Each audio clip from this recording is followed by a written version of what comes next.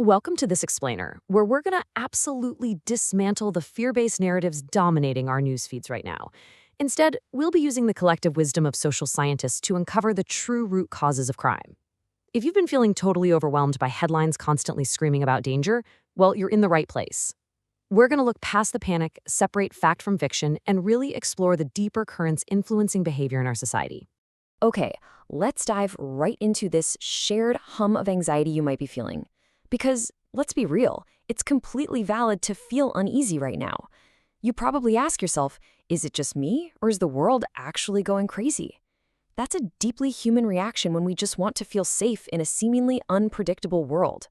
But we have to ask, what's really driving that feeling? Well, we have to be super careful here because when we're scared, we naturally seek out patterns. And the media, they absolutely thrive on our attention. So they amplify these isolated, sensational stories. A dramatic crime makes massive headlines, right?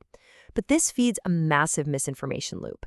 It creates a cognitive bias that pushes us towards simplistic, emotionally charged, and often really punitive answers, rather than addressing a much more complicated reality. But here's where it gets really interesting. When we move beyond those sensationalized headlines and actually look at the hard numbers compiled by researchers, a completely different story emerges. Check this out. Despite all our intense fears, violent crime has actually seen a steady, persistent decline.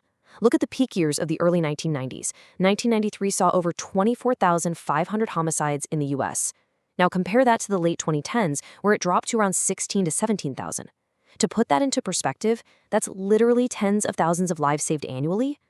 The narrative of an unstoppable, ever-escalating crime wave, it's just a distortion of the facts.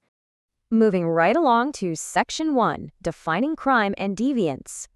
To truly understand the solutions to the crime that does exist, we first have to agree on our terms.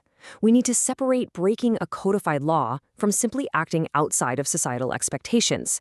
Crime is an act punishable by the state, like theft or assault. Deviance, on the other hand, is a much broader concept. It's behavior that violates our unwritten social norms. For example, you could be incredibly rude or show up to a funeral wearing a bright Hawaiian shirt.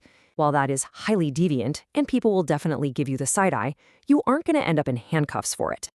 So the absolutely crucial point researchers make here is that definitions of deviance and crime are incredibly fluid. They shift dramatically over time, and perhaps more importantly, they're heavily influenced by power dynamics and systemic inequalities. What one group deems an acceptable way of living, another might consider a total threat to the social order. Our anxieties are often just tapping into these unexamined notions of what's considered normal. That brings us to Section 2, Why Crimes Actually Happen. For a very long time, early thinkers blamed inherent bad genes. But modern sociology asks us to look at the environments that shape human behavior. Let's start with social learning theory.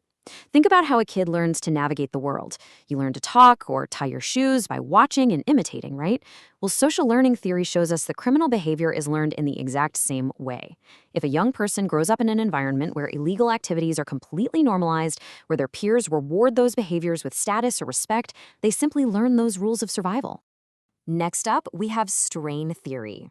Our society is constantly broadcasting the message that you absolutely must achieve the American dream: financial success, a nice house, a good job, the whole shebang.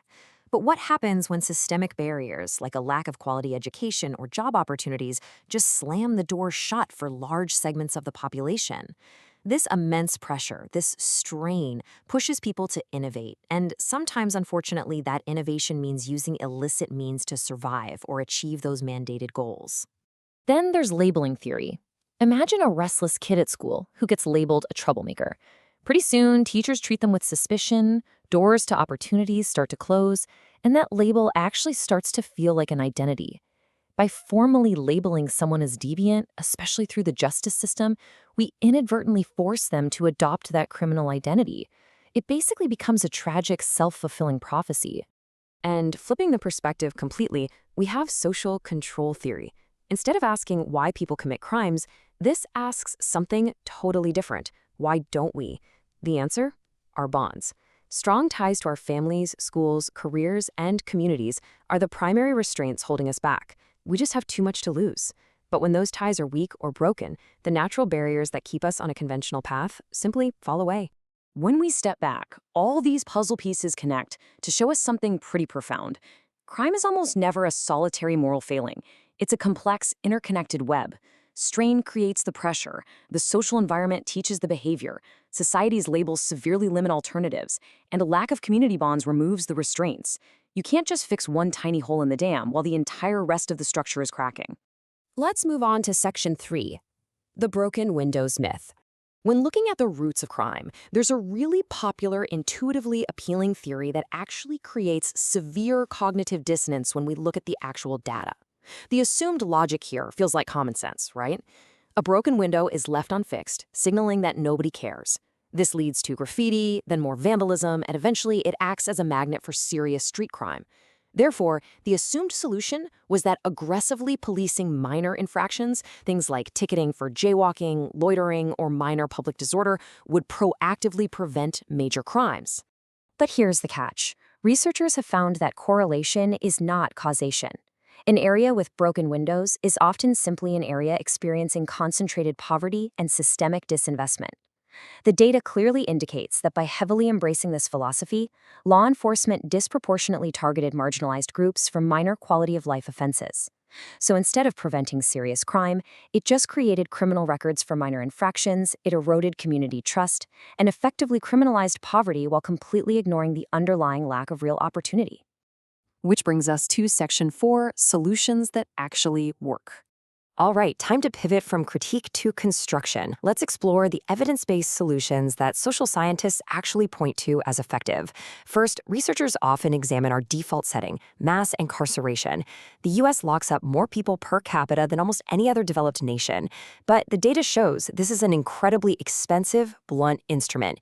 It disrupts families, severely damages community bonds, and routinely releases people back into society with zero support. This just fuels a costly cycle of recidivism.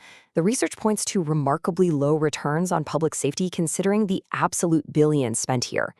But look at the alternatives the evidence actually supports. First up is focused deterrence.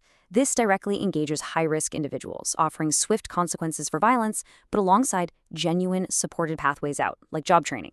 Second, procedural justice. This focuses on law enforcement treating citizens fairly and with respect, which fundamentally builds the community trust required to actually solve crimes. Third, we have specialized courts. These treat addiction and mental health as health issues rather than strictly criminal ones, which dramatically lowers reoffending rates. And finally, community investment.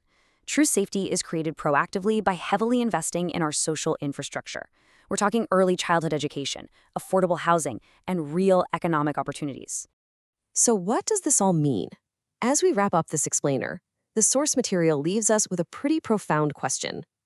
The simplistic narrative of inherently bad people doing bad things completely ignores the evidence. Instead, the research challenges us to consider our approach to societal ills. Are we going to keep aggressively policing the fever, or are we finally going to build a society that treats the underlying infection, actively preventing harm and restoring our communities? The choice is entirely ours.